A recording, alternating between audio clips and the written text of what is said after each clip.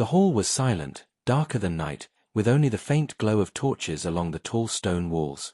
Here, in the hidden place where the galaxy's most feared assassins met, time itself seemed to stop. No outsider had ever seen this chamber and lived. This was where decisions of blood were made. This was where the most dangerous contracts in the universe were accepted or denied. Around the long black table sat killers from 100 worlds. Their faces were shadows, their armor covered with scars, each mark a memory of battles fought and lives taken. These were not ordinary hunters. They were the legend's parents whispered about to frighten children into silence. The kind of beings who had ended kings, generals, and entire dynasties with a single strike. To them, nothing was impossible. Nothing was too dangerous. Or so it was believed.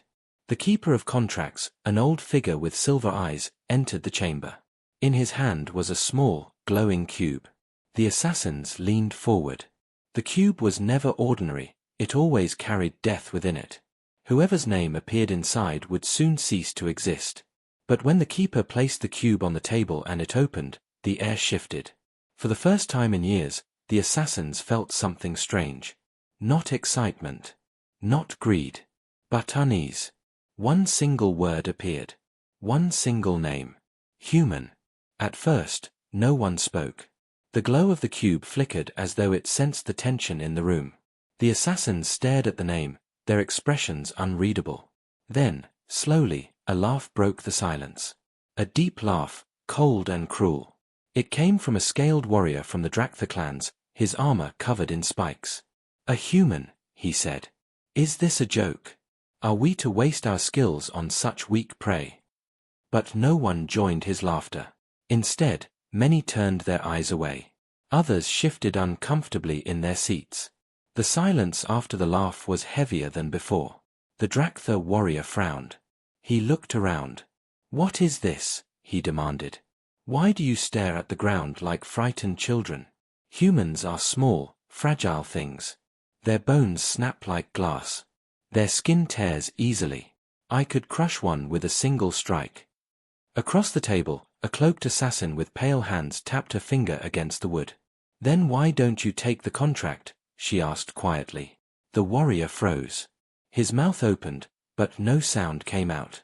He looked again at the cube, at the single glowing word. His laughter was gone now. Another assassin leaned forward. His mask covered his face, but his voice was rough, filled with age. "You speak bravely," he said. "But you know the truth. We all know the truth. To hunt a human is not a contract. It is a death sentence." The younger assassins, those who had not yet lived through centuries of blood, shifted uneasily. They did not understand. How could such small creatures cause such fear among the greatest killers in the galaxy? The oldest assassin, whose skin was grey and whose eyes burned with memory, finally spoke. "Once," he said, "long ago, one of our brothers accepted a human contract. He never returned. Only his broken blade was found, buried in the soil of a human world. And beside it, the mark of the prey he hunted." Gasps moved through the hall. "The mark," someone whispered. The old assassin nodded. "Yes. The human left it behind. A warning. A symbol of war carved into stone with his bare hands. No tools. No weapons. Just strength. He killed our brother and then left his mark as if to say, 'Come if you dare.'" The hall was still again. Even the torches seemed to burn quieter. The young assassins shifted. One of them, a thin creature with sharp yellow eyes, spoke up. "But surely that was chance," he said. "One human cannot be so dangerous. Perhaps he was skilled. Perhaps our brother was careless." The old assassin looked at him, and his voice was colder than steel. "Do you believe it was only one? You are a fool. Many tried. None returned. And every time, the humans left reminders. They do not run. They do not hide. They fight. And they fight in ways that make no sense. They should break. They should surrender. But they do not." A shiver passed through the hall. Another assassin, this one wearing heavy armor that hummed with power, growled. "I fought them once. Not as prey, but in war. Our fleet descended on their world. We had numbers, weapons, fire raining from the sky. They should have fallen in days. Do you know how long they lasted? Years. Years of endless battle. Children fought beside soldiers. Old ones carried weapons. And when one human fell, another rose. They fight like they are already dead, and yet somehow they win. His voice cracked on the last word, as if the memory itself was a wound that had never healed. The younger assassins no longer looked confident. The cube glowed on the table, the single word burning brighter, human. None reached for it. None dared. The keeper of contracts finally spoke. His voice was calm, but it carried a weight that made every assassin's blood run cold. The contract is real. The price is high. Higher than any other. Enough to make each of you richer than empires. But tell me, who among you has the courage to claim it? The silence stretched. No one moved. Hands that had ended kings and slaughtered armies now trembled. Not one assassin reached for the cube. The Drakthar warrior who had laughed first clenched his fists. Sweat gleamed on his scaled brow. He wanted to speak, to take the contract, to prove himself. But his body betrayed him. His hand refused to move. His heart pounded like a drum of war. He could not do it. Finally, the cloaked assassin leaned back, her voice quiet but sharp. "We do not refuse contracts," she said. "It is our code. But this," she nodded toward the cube. "This is not a contract. This is a warning. Whoever placed it here does not wish us to kill a human. They wish us to die trying." The keeper of contracts closed the cube. The glow faded, and the room fell into darkness again. In the shadows, one thought echoed in every mind. Humans were not prey. They were something else. Something even assassins feared. And for the first time in the history of the Assassin's Hall, a contract lay unclaimed. The night after the forbidden contract was shown, the assassins could not rest. Even those who claimed not to believe in fear found themselves awake, staring into the dark. Their minds replayed the glowing word again and again, human. For assassins who had taken lives across stars, this single word was heavier than chains. Among them sat the Drakthar warrior, the one who had laughed first. Now his laughter felt hollow. He sat in his chamber, armor removed, claws pressed against the stone floor. He wanted to believe the others were cowards, that he alone was strong. Yet his hand still shook when he thought about reaching for that cube. He had slain warlords. He had walked through fire. And yet a simple word, a simple species, had made his blood run cold. Why? In another chamber, the cloaked assassin who had spoken with such sharpness closed her eyes. She remembered a mission long ago, one she had never told the younger killers. She had walked the battlefields of a human world after their war ended. She had seen the ground black with fire, buildings turned to ash. But still, humans walked there. Broken, bleeding, hungry, but standing. Always standing. She had watched a child, no older than 7 cycles, carry wood on his shoulders to build a shelter for his family. His hands bled, but he did not stop. No fear. No surrender. She had left the world in silence, but the memory never left her. The younger assassins gathered in whispers, away from the elders. They argued quietly. Some called the stories lies, old myths told to frighten them. Others remembered rumors, half-told tales of humans who fought until the last breath, humans who bit and clawed even when their weapons were gone. They could not agree. But none of them dared to speak too loudly. It felt wrong, as though even speaking of humans might summon them. The keeper of contracts did not sleep either. He sat alone with the cube, staring at the word inside. Human. His long fingers traced the edges of the cube, and he felt its hum. It was not like other contracts. It seemed alive, as though the name itself carried a warning. The client who placed this contract had been silent, hidden behind shadows. They offered riches beyond measure. But the keeper knew something others did not. He had seen the client's eyes when they gave the request. Fear. It had not been hatred or greed, it had been pure fear of humanity. Whoever they were, they wanted the assassins to fight what they themselves could not face. In the days that followed, the hall grew restless. Assassins who had never shown doubt now questioned their purpose. For centuries, they had prided themselves on taking every contract, no matter the risk. Now their pride cracked. Could they still call themselves assassins if they refused? Or did refusing mean they understood something deeper, something their code had never faced before? One evening, when the torches burned low, a young assassin stood before the elders. His eyes burned with ambition, his movements sharp. He was untested, but bold. "I will take it," he said. His voice was steady, though a shadow flickered across his face. "You are old. You are cautious. You let fear blind you. I will hunt this human and prove that our order has not grown weak." The hall erupted with murmurs. Some gasped. Others shook their heads. The Drakthar warrior growled low, but said nothing. The eldest assassin leaned forward, his eyes ancient and cold. "Do you know what you are saying, boy?" he asked. "I do," the young one answered. "Fear has no place in our order. I will bring back the human's head." The cloaked assassin whispered from her corner. "No. You will not bring his head. He will take yours." But the young assassin only smirked, mistaking her words for weakness. He turned to the keeper of contracts. "Give me the cube." The keeper did not move at first. His fingers tightened around the glowing box. He had never denied a contract before. Never. Slowly, he set the cube on the table. The glow flickered, the word shining brighter in the dim light. "Human." The young assassin reached out. His hand trembled once, then steadied. He lifted the cube. A silence like death fell across the chamber. None spoke. None tried to stop him. The cube sealed itself in his grasp. The contract was his. The elders turned away. They had seen enough. They knew what fate awaited him. But in their silence, a terrible truth grew stronger. If the young assassin failed, it would not just be his end. It would be another story. Another warning left behind by humanity. Another reason for assassins to fear the word that glowed brighter than all others. And so the young assassin left the hall, his head high, his pride unbroken. But behind him, the shadows whispered. They whispered of death.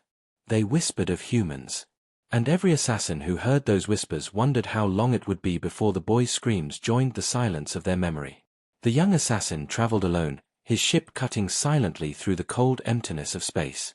Pride filled his chest, and yet pride could not silence the weight pressing on his thoughts. The cube sat on the console before him, glowing faintly with the word inside. Human. He told himself it was just another name, just another target. But the stories whispered in the hall echoed in his mind like ghosts.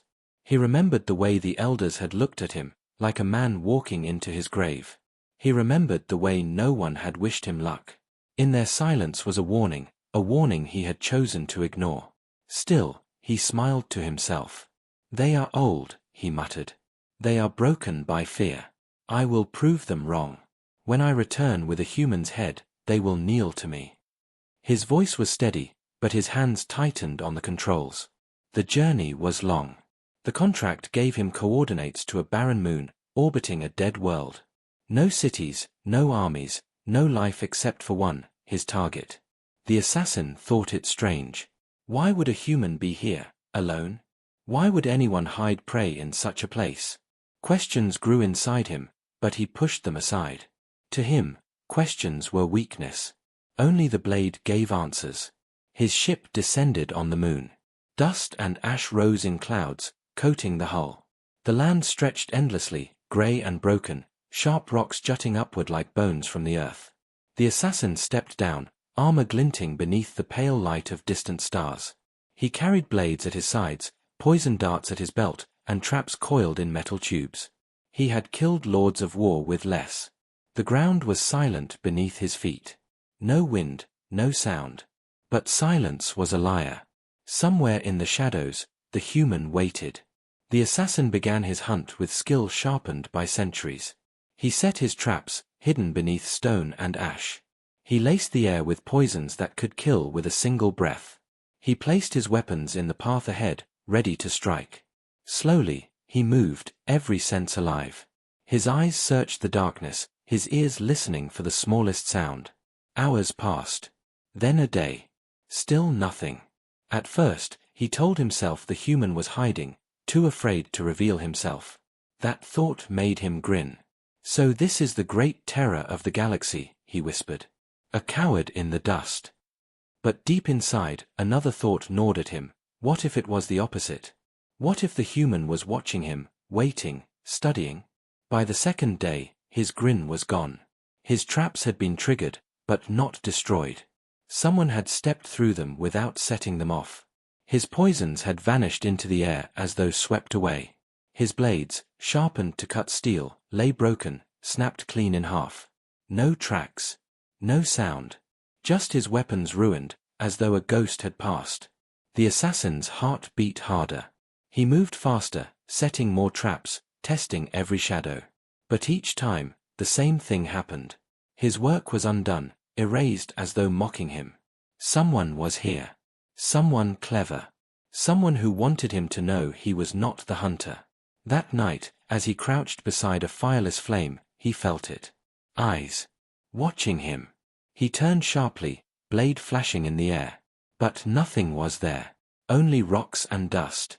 Still, his body knew. The human was close.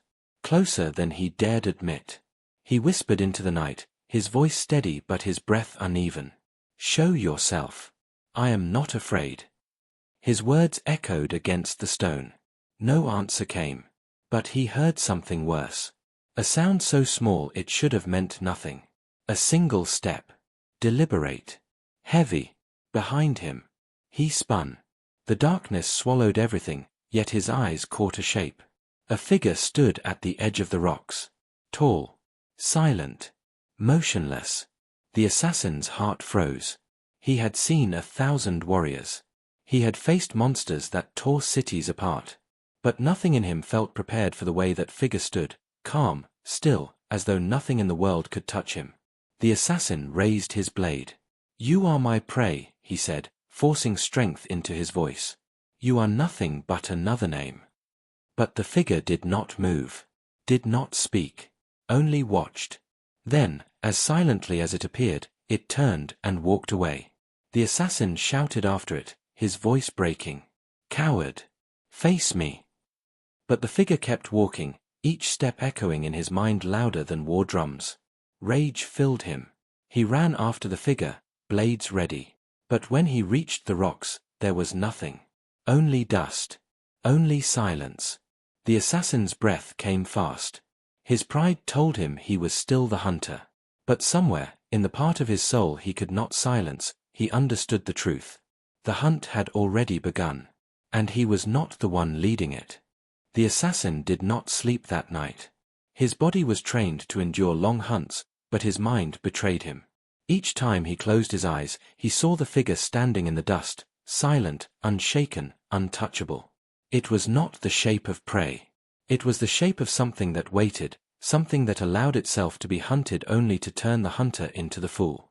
When the first light touched the barren moon, the assassin rose. His pride burned hotter than his fear. He told himself the human had only played tricks, moving in shadows to frighten him. "This is all they are," he muttered. "Stories, shadows, lies." Yet even as he spoke, he could not silence the memory of his ruined weapons and erased traps. He moved across the sharp rocks, eyes darting, senses sharpened. He searched for tracks, for a sign, for anything to tell him the human was real. And then he found it. On the side of a jagged stone, carved deep into the rock with nothing but raw strength, was a mark. Not random. Not natural. A symbol of war. Straight lines, sharp cuts, a sign that carried no words but spoke louder than any tongue. The assassin stared. His chest felt heavy. This was no accident. This was not the mark of prey. This was the mark of a predator, leaving proof of his presence. The human wanted him to know. The human wanted him to follow. For the first time, the assassin hesitated. His hand hovered above the symbol, tracing the edges without touching. It was carved with force so strong the stone itself had split. He whispered to himself, "No blade did this. No tool. Just hands." The air was silent. Too silent. He turned sharply, every instinct screaming. Nothing behind him. Nothing around him. Yet he could not shake the feeling that the human was close, always just beyond sight. Watching. Waiting. As the day dragged on, the assassin grew restless. His traps failed again. His poisons vanished. He felt eyes on him at every turn. He shouted into the empty air. "Enough of this. Fight me." His voice cracked against the rocks, but no answer came. Only silence, the kind of silence that mocked him. That night, he built no fireless flame. He sat in the dark, blades ready, eyes wide open. Hours passed. Then he heard it again. A sound that should not have been possible on the lifeless ground. A step. Then another. Not rushed. Not careless. Slow. Deliberate. The assassin rose, his blades flashing. His heart hammered in his chest. "I hear you," he whispered. "I know you are there." He turned toward the sound, and his breath caught. There, standing once more at the edge of sight, was the human. The same figure. No weapon in hand. No armor. Only calm eyes that glowed faintly in the starlight. The assassin froze. He wanted to attack, to charge, to prove himself. But his body refused to move. His muscles locked, his throat dry. The human did not advance. Did not speak. He simply watched.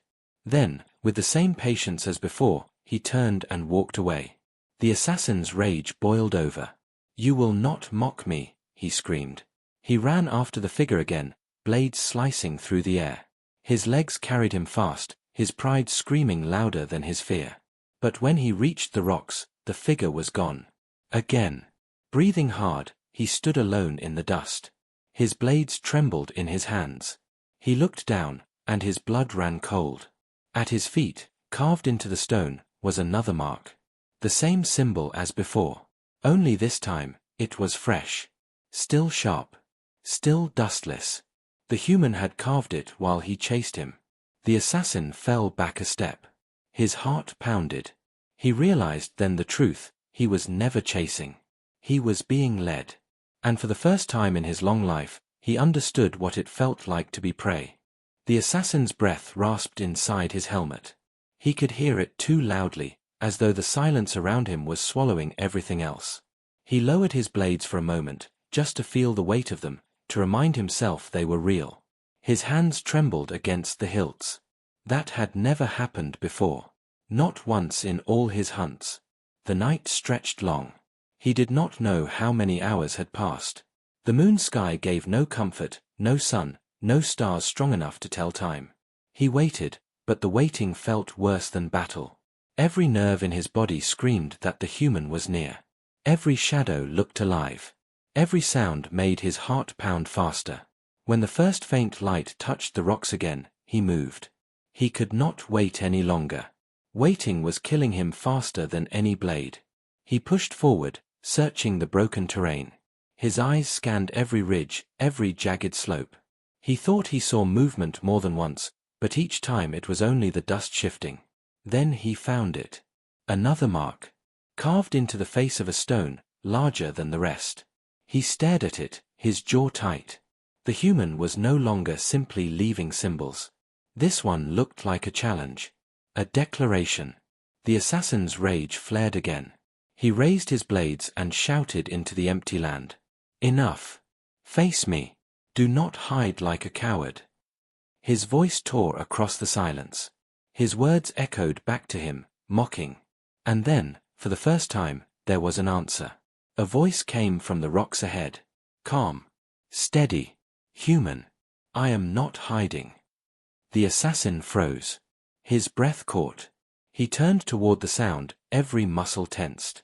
There, standing on the ridge, was the human. This time closer. Clearer. The figure was tall, broad-shouldered. No armor, no weapons. Only simple clothing torn by dust and time. His hands hung loose at his sides. His face was calm, unreadable, but his eyes, the assassin could not look away from those eyes. They were sharp, alive, carrying something older than war. The assassin raised his blades. His voice shook though he tried to steady it. "You are my prey." The human tilted his head slightly, as though amused.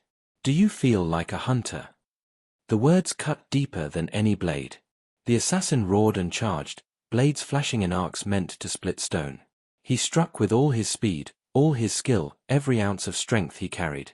His blades cut through the air where the human stood, yet found nothing. The human had stepped aside, effortless, calm. No wasted movement. The assassin's blades struck the ground, sparking against rock. He spun, slashing again and again, but the human flowed like water, each strike missing by the smallest margin. The assassin's heart hammered. Sweat burned his eyes. He was faster than most could see, but the human moved with something else, not speed, not power, but certainty. As though he knew every strike before it was made. At last, the assassin stumbled back, chest heaving, blades heavy in his hands.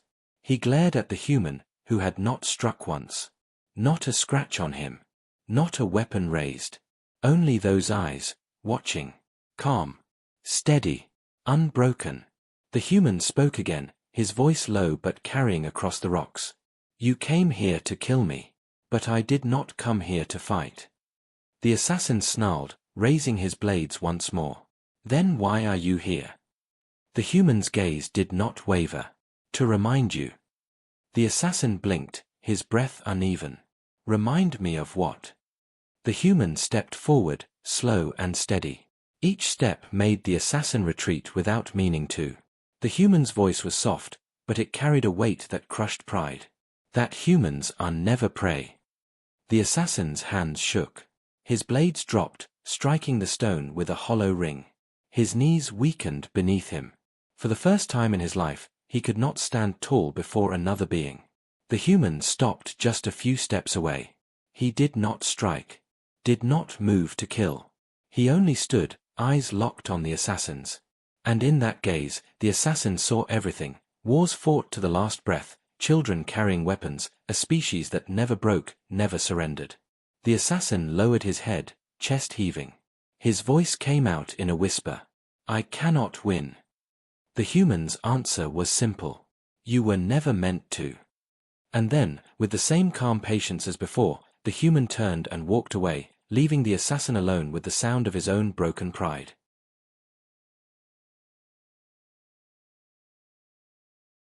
The assassin staggered back to the silent hall where the order gathered.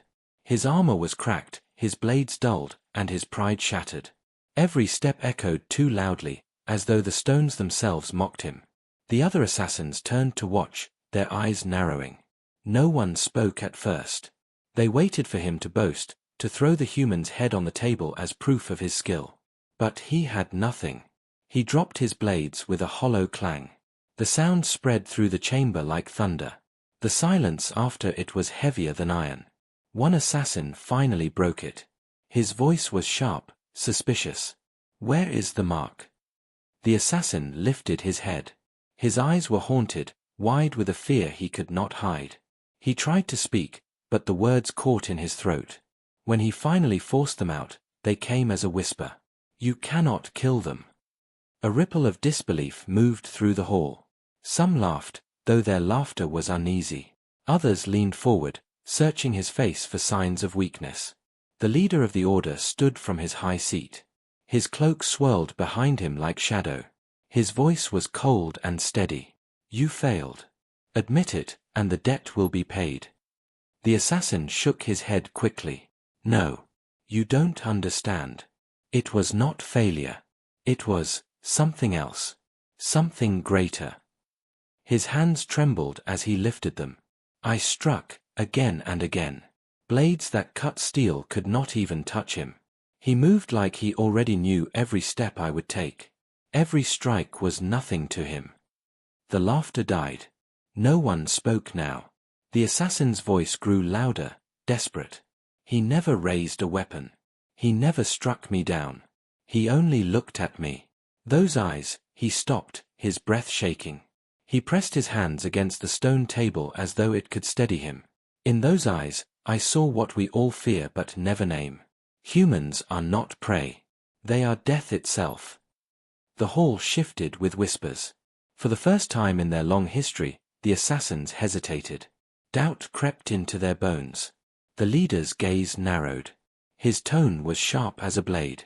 Are you saying we? He stopped himself. Even he did not finish the thought.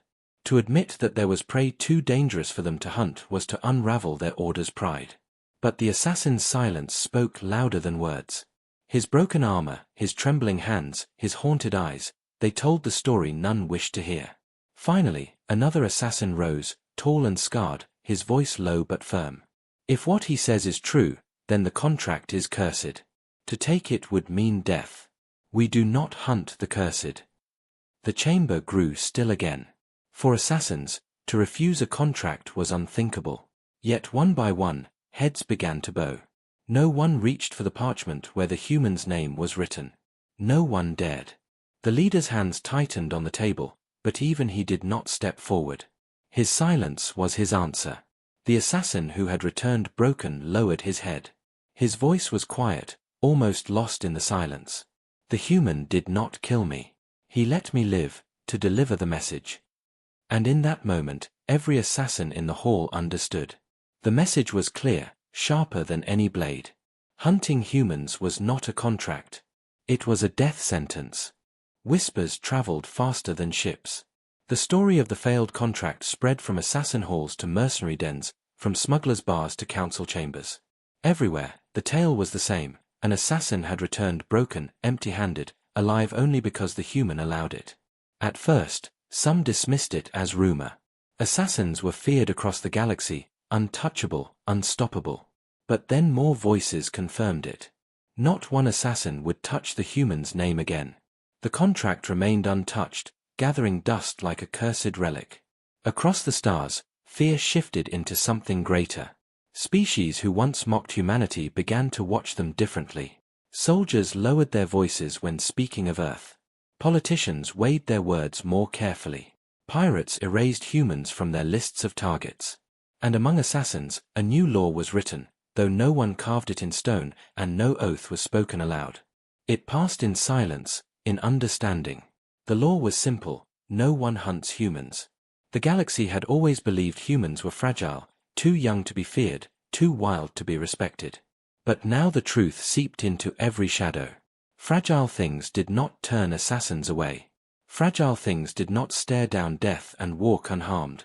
Fragile things did not carry that look in their eyes, the look of survivors, of predators wearing the skin of prey. The assassin who had faced the human never hunted again. He lived in silence, haunted by memories of a man who needed no weapon to win. Others asked him what the human had said, what words had broken him so completely. He gave the same answer every time, his voice low, as though speaking louder might summon the human back. They said humans are never prey. And so the legend grew. A quiet warning passed from killer to killer, soldier to soldier, captain to captain. A warning that soon became a truth etched into the heart of the galaxy. Hunting humans was no longer business. It was no longer war. It was suicide. And in the vast silence of space, that truth rang louder than any weapon, echoing through the stars like the toll of a great, eternal bell.